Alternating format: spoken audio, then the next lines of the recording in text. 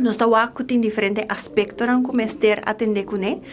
Está com diferentes raportes na caba de ano 2022 caba que mostra que a situação na Kia não está bom, é mester de mais inversão, é mester de mais adaptação, para o qual trata tanto o personal, não tem personal suficiente, nós estamos com tem werving novo que abre, que nós estamos com o ministro Dowers também é caso que não está duna de sua banda para purba aliviar a situação. Não sabe que não está fácil, também tenho que ter em conta que a lei existente também para o com a parte de aanbesteding também, é que men que não por bij de parte de aanbesteding.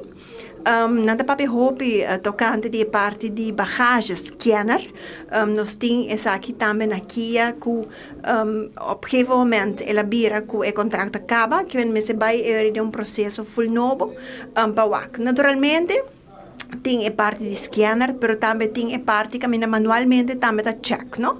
Hobby viaja, é scanner agora usa do passado para mesmo trabalhador também, camina scanner bagagem, pero em caso que não tem, sempre tem a parte manual também que passa uma inspeção. Em caso que está para detenido também tem double inspeção, é que menta dois viaja na local paquete não quando receber, ou local quando receber, of visitante não worden check manualmente.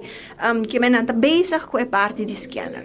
Para o qual trata a parte de situação de Kia mesmo em sua totalidade, nós sabe que a solução para essa que está instituto novo, caminha com planos tão grandes para essa aqui, pero está tomando seu tempo. É importante, é seguro para nós por como país vai over na nível novo de seguridade, sei me quer seguro pelo que trata edifício novo para aqui no futuro.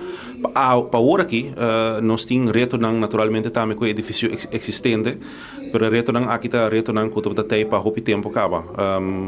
CPT a bem em 2022 a mencionar diferente de retornando com tem, por exemplo, Hong Kong e muralha não também está cai com personal, segurança de personal não tá em ordem. Dus é importante sim para den conversação com o minister para sinekina nós por dialogar com o minister, escuta de minister que está e passo não que está tomando para mitigar e para solucionar problemas que tem em Kia. Para nós como Fraccion é importante para por bem solucionar.